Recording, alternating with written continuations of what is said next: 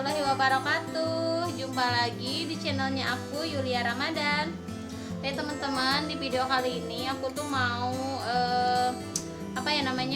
mau make up, sekaligus aku mau nge-share pengalaman aku karena aku tuh sempet hilang indera penciuman gitu. Oke, jadi sebelum lanjut ke videonya, aku mau ngingetin kalian jangan lupa untuk like, comment, dan subscribe biar aku makin semangat bikin videonya. Ya teman-teman, aku tuh sekitar berapa ya, 2 bulan lalu aku tuh pernah hilang indera penciuman. Dan itu tuh bener-bener takut banget, khawatir juga karena kan posisinya aku juga punya anak kecil. Udah gitu kan gejalanya hampir sama banget, emang sama kayak gejala covid kayak gitu. Makanya apalagi kan di musim yang sekarang kayak gini, banyak banget orang-orang juga yang ngerasain hilang indera penciuman kayak gitu ya. Salah satunya aku awalnya itu aku padahal aku nggak kenapa-napa, aku juga nggak ada gejala yang gimana-gimana. Udah gitu aku juga tetap menjalankan 3M itu. Aku kemana-mana juga pakai masker, sering jaga jarak, nggak berkerumun ya kayak gitu. Iya, yang namanya penyakit itu kan bisa datang ke siapa aja. Nah jadi waktu itu gejalanya aku emang pegel-pegel. Abis itu kan aku juga sempet meriang, itu 3 hari aku meriang. Setelah itu aku minum obat, nggak tahu ya waktu itu aku minum obat apa, lupa lagi. Yang pasti buat menyembuhkan meriangnya aku itu. Udah gitu enak kan, badan aku tuh udah lumayan enak, tapi meriangnya masih tetap ya, cuman nggak terlalu kayak meriang-meriang awal kayak gitu. Sebelum hilang indera penciuman, aku kan cuman meriang sama pegel-pegel aja. Di situ tuh aku cuman berpikir, ini tuh mungkin penyakit biasa aja gitu, karena kan ya namanya juga orang meriang, nanti juga sembuh. Beberapa hari kemudian juga udah sembuh. Tapi setelah minum obat, aku sampai kaget, sampai takut juga.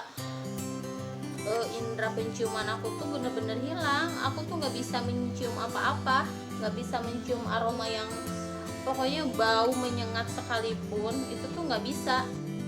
Terus aku coba semprotin parfumnya suami aku. Itu kan namanya parfum pria, itu kan bener-bener wanginya itu menyengat banget ke hidung gitu. Itu juga bener-bener nggak kecium sama sekali. Nah dari situ aku mulai panik, mulai takut juga. Aku pikir jangan-jangan ini covid nih. Cuman ya suami aku enggak lah, nggak mungkin, udah tenang aja, nanti juga sembuh, mungkin lagi pilek kayak gitu. Yang pilek juga kan biasanya hilang gitu indera penciumannya. Tapi posisinya saat itu aku nggak dalam posisi pilek. Tapi setelah itu aku langsung aja searching, aku nyari-nyari informasi kayak gitu, karena aku juga kan takut. Di sisi lain kan aku punya anak kecil yang harus aku urus. Ntar kalau misalkan tiba-tiba aku dinyatakan positif covid, ibaratnya aku dibawa isolasi, ya ampun, aku waktu itu mikirnya anak aku gimana nih, siapa yang mengurus kayak gitu. Makanya aku searching dan ternyata emang kalau kayak ngetren gitu tuh penyakit, lagi banyak banget yang konsultasi kayak masalah hilang penciuman begitu. Ya ampun, dari situ aku merasa ternyata banyak juga, bukan aku aja gitu yang ngalamin. Jadi intinya tuh agak lega sedikit ya. Banyak juga dari mereka yang sembuh. Aku juga sebenarnya takut banget, takut gak kembali lagi itu indera penciuman, gak bisa mencium apa-apa. Dan dari situ ada salah satu dokter online, aku lupa sih namanya dokter apa ya waktu itu. Dia itu nyaranin kalau misalkan kalian itu tiba-tiba hilang indera penciuman, gak usah panik dan gak usah langsung buru-buru ke rumah sakit ya, walaupun gejalanya sama kayak gejala covid, jadi itu masih bisa kita atasi di rumah.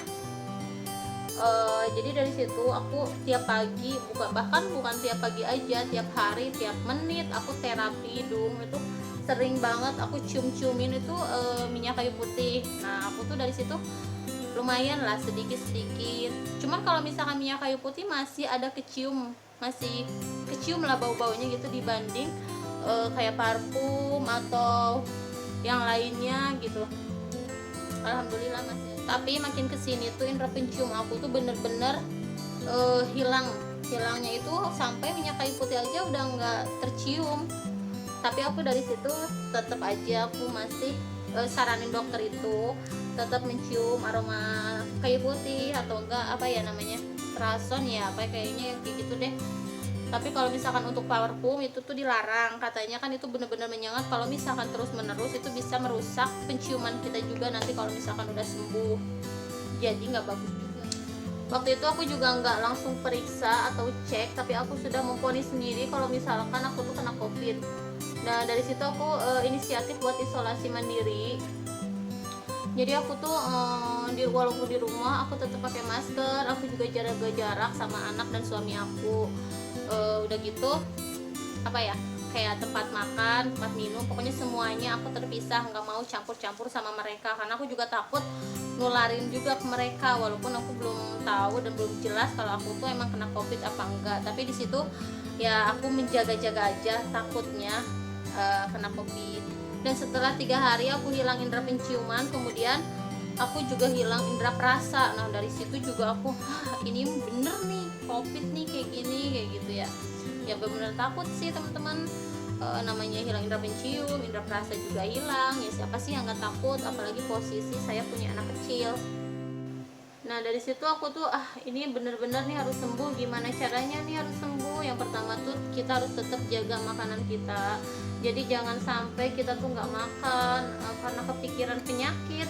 Jangan sampai kayak gitu. Pokoknya makan harus tetap masuk, nutrisi itu harus tetap masuk, harus tetap dijaga. Biar kita juga cepat sehatnya, cepat pulihnya. Jangan udah gitu pikiran juga jangan terlalu yang negatif terus. Jadi karena itu kan diserang itu pikiran. Kalau misalkan kita panik, kita bimbang apa segala macam, otomatis ke badan kita juga cepat ngedropnya. Walaupun mulut itu nggak enak untuk makan, tapi tetap aja saya paksain untuk makan karena saya juga di situ ya pengen sembuh lah. Masa mau kayak gini terus, masa penyakit mau dimanja kayak gini, nggak mau makan, nggak mau apa, hanya karena mulut saya itu nggak enak. Dari situ aku makan terus, pokoknya aku jaga aja kesehatan aku, asupan nutrisi aku, minum juga yang banyak gitu. Dan jangan, jadi selama hilang indera penciuman aku tuh tetap menjaga asupan makan aku. Ya aku tetap makan walaupun dalam kondisi mulut yang gak enak. Udah gitu aku juga tetap terapi hidung pakai minyak kayu putih itu. Aku cuma mencium-cium aromanya aja karena itu tuh lumayan manjur banget. Tiap hari juga insya Allah ada perubahan, tapi nggak sepenuhnya langsung penciuman kita kembali, itu sedikit-sedikit. Walaupun cukup lama ya, aku tuh sekitar kurang lebihnya itu 2 minggu aku hilangnya indera pencium. Tapi aku nggak takut, maksudnya takut sih takut, tapi jangan dibikin panik, jangan dibikin bimbang. Pokoknya percaya aja deh bahwa kita tuh bakalan sembuh asalkan kita tetap menjaga kesehatan kita, tetap jaga pola makan kita.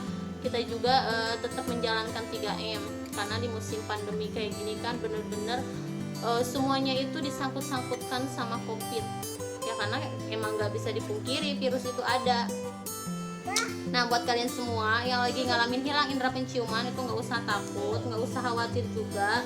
Kalau misalkan kondisi tubuh kalian itu masih bener-bener fit, masih nggak ada gejala-gejala yang parah, nggak usah takut juga ya. Kalau misalkan mau isolasi mandiri aja di rumah, nggak usah langsung buru-buru ke rumah sakit ya. Seperti kata aku tadi, kalau misalkan kalian percaya, udah gitu tetap menjaga kondisi badan kita, tetap menjaga pola makan kita, insya Allah sembuh.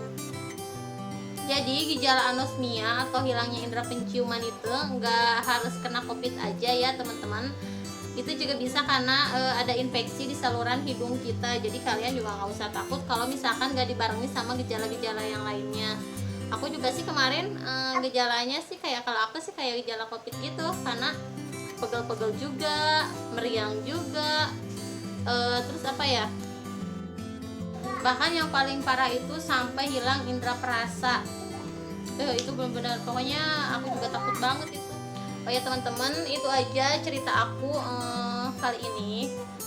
Mungkin diantara teman-teman juga ada yang ngalamin kayak aku ya. Pokoknya buat kalian semua tetap jaga kesehatan, jaga pola makan, tetap pakai masker juga, jangan terlalu sering berkerumun, dan sering-sering mencuci tangan. Apalagi kalau misalkan kalian udah bepergian atau dari mana-mana, apalagi kan kayak ibu-ibu kayak aku tuh sering belanja apa kayak gitu ya, itu tuh wajib banget untuk tetap menjaga kebersihan.